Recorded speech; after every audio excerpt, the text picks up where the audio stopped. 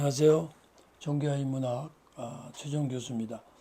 오늘은 그들이 상대주의를 절대화하는 이유는 절대를 반대하는 사상가들, 포스모던 사상가들이죠. 이런 세 사람이 다른 사람들도 많은데 뭐 그분들 자료가 없어서 그런 게 아니고 이 세 사람이 대표되고 또 이 사상을 접하는 여러분들이 생소하기 때문에 제가 반복적으로 일부러 자꾸 하면서 그때마다 이분들을 조금 깊게 이제 설명드리는 거예요. 그러니까 이 75강에서는 구조주의 말을 했죠. 구조주의의 특성이 기억 혹시 나십니까? 절대성, 보편성. 그렇죠? 그 절대성, 보편성이라는 것이 구조주의가 갖고 있는 불변성. 그러니까 우리 기독교로 말하면 하나님의 말씀의 절대성과 보편성을 이제 믿는 그런 사상이다 볼 수 있고, 그가 반대되는 상대주의, 해체주의 이런 것들은 구조주의의 반대로 일어난 것이 후기 구조주의예요. 그 대표되는 사람이 이 세 명이다. 그래서 오늘 이런 강의는 여러분이 한번 조금 딱딱하지만 이것이 어떠한 신앙의 틀을, 이 세상 그런 흐름의 틀을 이해하는데 배경의 사상가들이라 이렇게 이해하면 되겠습니다. 그래서 말씀드린 대로 이 데리다는 후기 구조 사상가의 대표인데요. 데리다 해체주의 사상, 이전 강의에서 말했죠. 말씀 그대로예요. 구조주의 이론을 반대하는 거예요. 그럼 구조주의는 뭐냐? 모든 사회와 문화는 변함이 없는 일반적 구조를 가지고 있다. 요즘 강의에서 말했죠. 이게 뭐예요? 보편구조, 불변성. 그러니까 구조주의가 철학사조이기 때문에 뭐 하나의 말씀의 절대 이런 말은 안 하지만은 그나마 물론 이것이 다 옳은 건 아니에요. 구조주의도 또 후기 구조도 다 틀린 건 아니에요. 그러나 큰 맥락에서 볼 때 구조주의는 불변성과 보편성을 인정하는 어떤 체계다 이렇게 보면 됩니다. 그래서 후기 구조주의는 해체주의예요. 의미가 텍스트의 구조 속에 있다는 사실을 정면으로 부정해요. 우리식으로 말하면 뭐냐면 성경 속에 있다는 사실을 부정해요. 의미가. 그럼 뭐냐? 그럼 의미가 뭐냐? 그걸 해석하는 사람이 거기서 자기가 마음대로 끄집어내면 돼요. 그러니까 어떠한 성경을 썼을 때 하나님이 절대진리라고 줬는데 그게 그런 거는 없고 읽는 사람이 거기서 어떤 의미를 발견해갖고 그 의미가 그 사람한테 말 그대로 의미가 되면 그게 진리라는 거지. 이게 후기구주의 아주 가장 핵심되는 사상이에요. 그러다 보니까 텍스트, 성서의 객관적 진리를 부정하고 해석자의 주관적 진리를 인정하는 거예요. 이거 어려운 얘기 아니에요. 지극히 평범한 얘기예요. 오늘날 믿지 않는 사람들, 또 공부했다고 하는 사람들 중에 성경을 부정하는 이유가 다 여기 속하는 거예요. 근데 그분들은 어떤 면은 개인적으로 그런 분들도 있어요. 자기가 그렇게 생각해서. 그러나 어떤 면에서는 이런 이 후기 구조 사상이 이 시대 문화에 들어오면서 그것이 이 시대 교육가들, 부모 시대, 1960년대 이후에 태어난 사람들, 부에 태어난 사람들에게 절대 영향을 끼친 것이 바로 이런 사상이에요. 더 쉽게 표현할게요. 오늘날 한국에 뭐 벌써 많이 다르죠. 요새 세대, MZ세대들만 하더라도 그 MZ세대들이 여러분 개인적으로 보면 MZ세대의 어떤 사상을 자기네가 배운 게 아니에요. 시대 흐름 속에서 쑥 들어가는 거예요. 조금 아까 설명한 거예요. 의미라는 것은 텍스트를 읽는 사람의 견해에 따라서 형성된다는 거야. 맞아요? 맞을 수도 있지. 틀려요? 틀릴 수도 있지. 근데 문제는 뭐냐면 이렇게 해석을 해야죠. 의미는 읽는 사람에 따라서 다르게 해석할 수 있다. 그러나 그럼에도 불구하고 그 책이나 서적이나 성경이 원 저자가 말하고자 하는 의미는 있다. 근데 그건 부정해버리거든. 이 배경에는 이제 여러 가지가 있는데 그것까지 설명은 너무 길어지고요. 해석자가 여러 사람으로서 견해가 다양하다면 의미도 다양하게 나타나게 되는 것으로 이해하는 거예요. 근데 다양한 것까지는 좋은데 다양하면서 서로 틀리면요.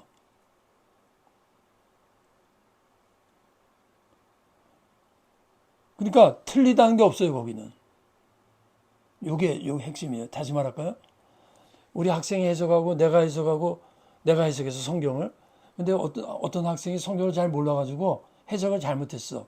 그래갖고 내가 목사니까 그거 해석 그렇게 하는 거 아니야. 그건 네가 이해를 잘못했어. 그렇게 말하면 안 돼. 후기 구조애들은. 왜냐면 그 학생이 성경을 해석한 게 그 학생한테 맞는 거야. 나는 나대로 맞아. 근데 내가 보기에 그거 틀린 거거든요.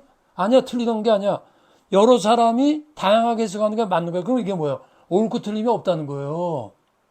왜 그럴까요? 구조주의에서 말했죠. 절대성 기준이 없으면요. 다 옳은 거예요. 틀리고 옳은 게 이게 사탄의 전략이에요. 사탄이 사상을 통해서 전략을 합니다. 사상. 반은 맞게 해요. 다 틀리게 하면 처음부터 안 들으니까. 굉장히 그럴듯하고 굉장히 뭐 세련된 것 같은데 깊이 들어가 보면 혼돈이에요. 주관적 진리 주장이에요. 비슷한 얘기예요. 텍스트의 의미는 있는 사람 견해에 따라 다니는 이론이 우주 존존에도 적용. 이게 쉽게 말하면 뭐냐면 성경뿐만이 아니라 모든 것에 다 적용된다는 거야. 사물, 사건, 그 모든 것은 해석하는 자의 견해에 따라서 적용된다. 이거 쉽게 표현할게요. 내가 지나가다 어떤 사람을 딱 때렸어. 그럼 그 사람이 아니 왜 때려요? 당신 누군데 때려? 그런단 말이야. 근데 내가 뭐라고 하냐면 때리는 게 뭐가 잘못인데. 그럼 그 사람이 말이 안 되잖아요. 아니 잘못이 있잖아. 왜 잘못 없는데 때리냐 이거지. 그거 내가 좀 비유가 좀 우습죠? 그게 무슨 말이냐면 이렇게 엉뚱한 얘기를 해도 엉뚱한 사건이 나타나도요. 후기 구조주의 이론에 가면요. 이게 혼돈이 일으키게 돼 있어요. 기준이 없어지기 때문에. 굉장히 개인과 어떤 개인의 어떤 주관적 의미를 부여하는 것 같지만 그렇지 않다는 거예요. 그래서 대표적인 것이 이전에도 말씀했지만 그때 이스라엘에 왕이 없으므로 사람이 각기 자기 소견에 옳은 대로 행하였더라. 왕이 없다는 게 뭐예요? 법이 없다는 거예요. 그럼 뭐예요? 모든 한 사람들이 다 옳은 거야. 자, 소돔과 고모라가 멸망한 이유가 뭘까요? 죄 때문인가? 죄를 회개하지 않았기 때문이에요. 그러면 왜 죄를 회개하지 않았는가? 죄를 죄로 인정하지 않기 때문에 회개 안 하는 거예요. 그렇죠. 죄인데 죄가 아닌데 제가 동성애자한테 예를 들어서 회개하세요 그러면 거꾸로 말할 거예요. 당신 나한테 동성애를 회개하라는 모욕적인 언어를 준 걸 회개하라 그럴 거야. 그게 이 얘기예요.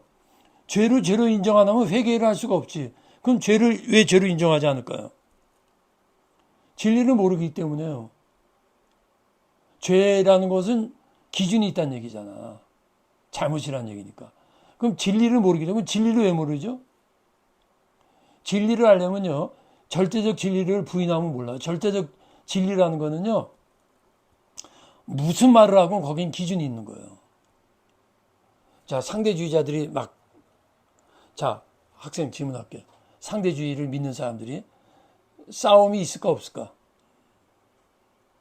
있어? 있지. 그럼 그들이 왜 싸우지? 그들 나름대로 기준이 있는 거야. 제가 75강에도 말했지만은요. 상대주의건 무슨 주의건 다 기준이 있어요. 자기 나름대로. 그럼 이제 또 한 번 질문해야 돼. 그럼 당신의 기준의 근거는 뭐냐? 나야. 그게 바로 후기 구조자들이야. 그럼 너가 옳은 것도 옳고 내가 옳은 것도 옳아. 그걸 뭐라 그래요? 엉망되는 거죠. 자, 절대적 진리를 부인하기 때문인데 그럼 절대적 진리를 왜 부인합니까? 모든 걸 상대화시키니까. 거꾸로 올라가면 맞아요. 상대화시키니까 절대적 진리를 인정할 수 없어. 절대적 진리를 인정하는 진리를 알 수가 없어. 진리를 알 수 없으면요. 죄를 인정할 수가 없는 거지. 그럼 회개를 못해. 그건 죽는 거예요. 그러면 모든 것을 왜 상대화시키냐? 똑같은 얘기예요. 진리의 보편적 절대적 진리를 부인하기 때문이에요. 그럼 절대적 진리를 부인하는 이유가 뭐예요? 결국은. 성경의 절대적 진리다. 이거 부인해. 결국은요. 믿음이에요. 그 맨 밑바닥에는 하나님의 말씀, 또 창세기 1장 1절에 태초에 하나님 천지를 창조했던 그걸 믿는 믿음이에요. 그래서 말씀의 제자를 찾는 길은 교리와 진리와 원리의 연관성을 제시해 줘야 돼요. 이게 무슨 말이냐면 제가 믿지 않는 분한테 하나님의 말씀 진리입니다. 믿으세요. 그럼 교리적으로 어프로치하는 거예요. 그거 갖고 약해요. 하나님의 말씀이 진리라는 것을 이 성경에 있는 교리를 진리, 진리가 원리, 요 연관성을 제시해야 돼요. 아주 구체적으로. 기독교 진리의 보편성을 제시해야 돼요. 요거 하나하나 설명하려면 시간이 넘어가는데 기독교 진리의 근본성을 제시해야 돼요. 기독교 진리의 지성을 제시, 기독교 진리의 총체성을 제시. 이게 다음 강의인가 다음 강의가 나올지 모르는데 이제도 말씀드렸지만 여러분 우리가 왜 종교가 인문학을 알아야 되냐면 인문학을 안다는 건 역사를 하는 거고 사람을 안다는 거고 사회를 안다는 거고 철학을 안다는 거예요. 그걸 알아야 인문학적 진리와 교리, 성경의 진리를 연결시킬 수가 있어요. 그래야 믿지 않는 사람들한테 복음의 도구로서 제시하는 수단이 되는 거예요.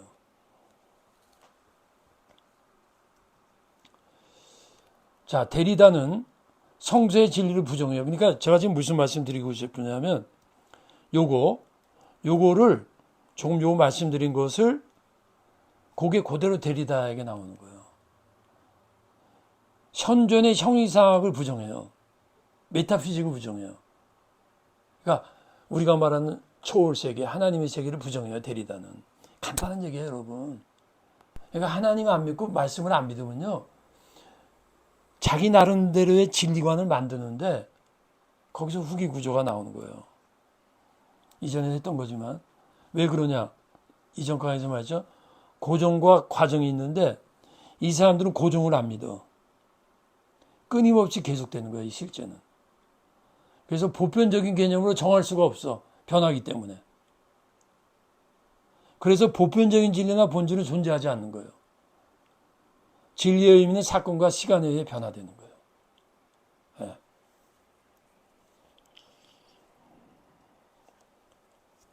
왜냐? 똑같은 얘기죠. 실제의 세계에서는 초월적인 것이 존재하지 않기 때문에요. 그러니까 세상에 있는 거, 보는 거, 만지는 거, 그게 전부야. 이것은 다시 표현하면 하나님, 영의 세계, 하늘의 세계가 존재하지 않기 때문에 결국은 인간이 알아서 하는 거예요. 그리고 인간이 알아서 하니까 결국은 주관주의로 가는 거예요. 실제로 해석하는 사람에 의해서 결정된다고 보는 거예요. 왜? 하늘이 없으니까. 여러분 제가 똑같은 얘기를 계속 다른 표현에서 하는 거죠. 절대 진리가 없으니까 내가 진리가 되는 거예요. 그러니까 내가 의미 있는 거로 내가 해석하는 거로 되는 거죠. 같은 얘기인데 이게 여러 관점에서 이 사람들도 똑같은 얘기 여러 관점에서 얘기하는 거예요, 여러분. 자, 똑같은 얘기죠. 이거 데리다 얘기를 제가 풀어주는 거예요. 왜? 데리다가 포스트 모던에 절대 영향을 끼친 사람인데 그 사상의 핵심을 말해주는 거예요. 초월적으로 표현된 그게 뭐죠? 하나님의 말씀이에요. 의미가 없어요. 그러니까 이 사람이 뭐라 그래? 그래 크리스찬가 신이 허구의 신에 지나지 않는다는 거야. 요게 이 사람의 핵심이야. 여기서부터 시작한 거야, 이 사람의 사상이. 그러니까 결국 굉장히 어떻게 보면 단순한 얘기입니다. 단순한 얘기인데 하나님을 믿지 않으면요. 그 시대마다 그 사상가들이 그 시대마다 다르게 표현하는 거예요. 결론이에요. 형이상학적 세계를 부정해요. 신을 부인해. 성경 텍스트의 보편적 진리를 부정해. 인간적 주관적 해석을 강조해. 객관적 진리를 부인해요. 근데 제가 이분의 그 사상에 아주 단순화시켜갖고 엑기스만 딱 뽑아서 말했기 때문에 여러분 이거 별거 아니 이렇게 생각하지만 이제 중요한 건 뭐냐면 이 사람이 그 자기의 사상을 펼치면서 굉장히 소피스틱하게 펼쳐요. 그래서 푸코가 말하는 걸 보면요. 저대가 전해주는 의미는 맥락이 변하면서 잘 수가 없다. 이게 무슨 말이냐면 그 책을 쓴 저자는 어떤 맥락, 그 컨텍스트가 있다는 거죠. 근데 그 당시의 컨텍스트와 우리의 컨텍스트는 바뀌었다는 거죠. 더 쉽게 표현하면 그때 문화나 지금 문화는 바뀌었다는 거예요. 다시 말하면 16세기 파스칼이 있었을 때는 파스칼의 어떤 그 맥락, 개인과 사회와 시대의 맥락에서 쓴 거기 때문에 오늘날 와서 의미가 없다고 그러거든요. 이분도 똑같은 거예요. 무슨 말이냐면 어떤 저자나 어떤 책 속에 어떤 인간성, 시대 속에 보편성을 부인해버리면요. 이 말이 맞아요. 그러나 우리가 성경이나 고전이나 파스칼의 팡세를 읽는 거는 읽다 보면 저는 그 책을 여러 번 읽었는데 읽다 보면 분명 그 시대의 맥락을 읽을 수가 있어요. 아, 상황이 우리가 좀 다르구나. 그러나 그럼에도 불구하고 파스칼이 말한 보편적 진리가 있거든요. 근데 이 사람들은 그걸 이제 저자가 죽었다는 거예요. 그 의미가 다른 상황이기 때문에 의미를 발견할 수 없다. 객관적일 수 없다는 거죠. 객관적일 수 없다. 또 하나는 모든 해석이 힘의 원리에서 결정되는 거다. 이것도 이제 부분적으로 맞아요. 무슨 말이냐면 우리가 흔히 많이 듣고 있던 역사 왜곡이라는 거 있죠. 일본이 한국을 식민지로 하면서 역사를 왜곡시켜서 가리킨다거나. 그게 뭐예요? 힘의 원리라는 거지. 그러니까 역사책이라는 거는 보면 왕이 자기들을 합리화시켜서 쓴 책, 그런 권력적인 요소가 들어가기 때문에 그럼 우리가 신빙성이 없다. 그런 면도 있어요. 근데 그런 면이 있다고 모든 것이 다 그런 건 아니지 않습니까? 그래서 이렇게 말해요. 진리란 권력의 도구다. 진리란 사람들을 설득하기 위해서 제공하는 구조물이다. 요거 하면 여러분 뭐가 생각나요? 북한 생각해 보세요.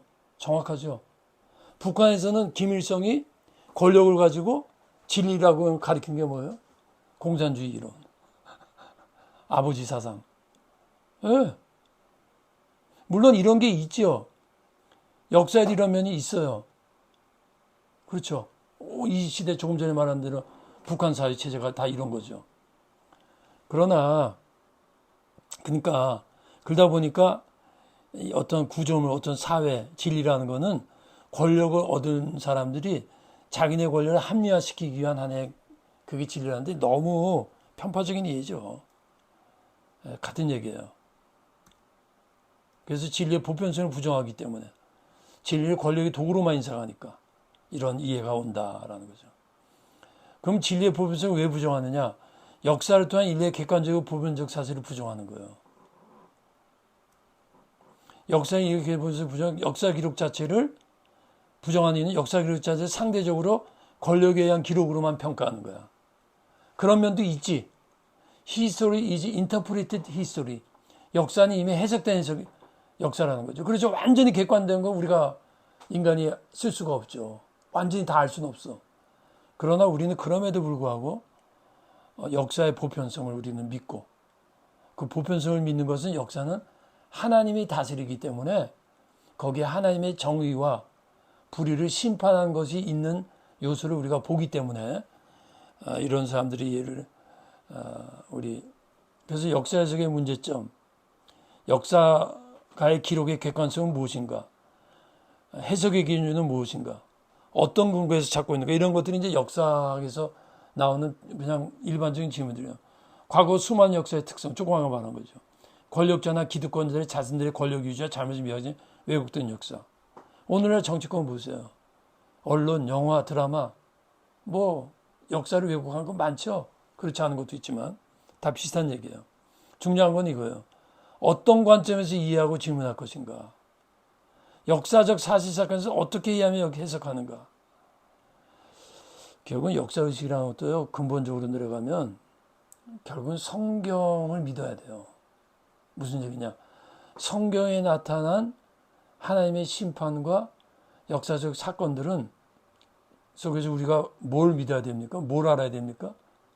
성경에 이르던 역사적인 사건 중에 우리가 뭘 알아야 됩니까? 하나님이 역사의 주인이라는 거죠. 하나님이 역사의 주인이라는 걸 믿으면 거기에 보편성이 없을 수가 없죠. 왜? 역사의 주인이 된 심판, 정의, 불의를 보여주시니까 그게 보편성이거든요. 그걸 무시하는 거야. 그래서 기독교 진료 역사, 역사가 중요한 이유를 제가 이렇게 표현해 봤어요. 어떤 철학 사상 이론보다 가장 확실하다. 이문화된 시기는 세상과의 다리다. 이 무슨 얘기냐면 추상적이고 이런 사상가들이 말하는 것과 세상을 보고 그것을 브릿지 역할을 해가지고 과연 그런가? 이 사상가들이 맞는가? 그러니까 역사를 이해하려면 결국은 또 똑같은 일을 다르게 표현하는 거예요. 역사의 주관자는 하나님이다. 하나님은 진리다. 고로 하나님은 역사 속에서 인간에게 의와 불의를 보여주시는 분이다. 그걸 믿지 않으면 역사를 믿기가 어려워요. 여기까지 하는 걸로 하겠습니다. 감사합니다.